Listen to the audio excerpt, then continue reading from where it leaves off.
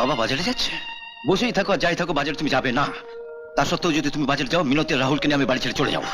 ফর্দতে লেখা আছে বাজার থেকে কি কি আনতে হবে, আর কোন জিনিস কত দিয়ে কিনলেন সেটা ফর্দর পাশে লিখে রাখবেন। আমি কিন্তু পাই পয়সার হিসেব বুঝে নেব। ফর্দতে লেখা না থাকলেও বাজার করে যে টাকাটা বাঁচবে, তাতে তোমাদের মদের বোতল আসবে, দুধের কৌটো নয়। আরে তপন, সন্তার বিয়েতে টাকা খরচা করতে হবে এই ভয়ে পাড়ার মস্তানদের দিয়ে বিয়ে দিলি? আমাদের একবার জানাবারও প্রয়োজন মনে করলি না? এছাড়া কোনো উপায় ছিল না। উপায় ছিল কি না ছিল সেটা আমরা বুঝতাম। একটা মাত্র মেয়ে, ভেবেছিলাম ধুমধাম করে বিয়ে দেব। ধুমধাম যদি করতেই হয় এখনই করো না মা, বড় করে একটা পার্টি দিয়ে দাও। তোমার মেজে ছেলে তো এখন ভালোই রোজগার করে। আরে থাক থাক,